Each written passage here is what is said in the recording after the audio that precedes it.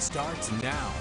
Thanks for watching tonight. School districts across the upstate tonight working through these summer months, trying to make plans for what will be no doubt a challenging fall in a pandemic. We've got team coverage on everything from schedules to safety precautions.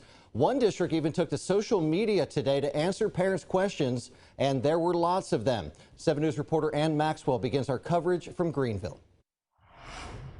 Just weeks from the start of the school year, and there are still a lot of questions. Families can choose a virtual option or a traditional in-person class, but whether students go back to the classroom a few days a week or at all depends on whether COVID-19 is spreading at a low, medium, or high rate, and that could change. Jeff McCoy, the district's associate superintendent for academics, took to Facebook to answer families' questions. How far in advance will we know what the schedule will be for a particular week? And when will the schedule for a week be announced? So ideally we would do that 1 to 2 weeks out.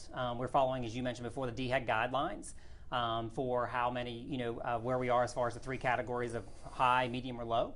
And so we take those into consideration when we're looking at what plan we will follow. One commenter said most of the kindergarten parents they knew were dealing with daily, hourly meltdowns from their kids trying to get their work done via e-learning this spring. McCoy said having Chromebooks starting with students as young as 4K this year should help with that. So if you look at that virtual schedule, you'll see again that teachers throughout the day are doing live sessions with their kindergarten students. So right. That way, if it, when it's math lesson time, as the teacher, I'm doing a Google Meet session with you. So I'm helping you with the math now instead of maybe the parent having to teach the math. Another asked about families who don't have access to Wi-Fi. McCoy said the state has launched a program to provide mobile hotspots to families on free and reduced lunch. One parent asked if students on the district's virtual option can learn at their own pace or if they have to be at their computer during regular school hours. McCoy says except for elementary school's interactive reading block, students can make their own schedules as long as they're logging in and working every day. If they can't be live at 1 o'clock for the math lesson, that's going to be recorded so they can watch it later. Or some of those parents who've said, is it okay if I do my work with my child later at night?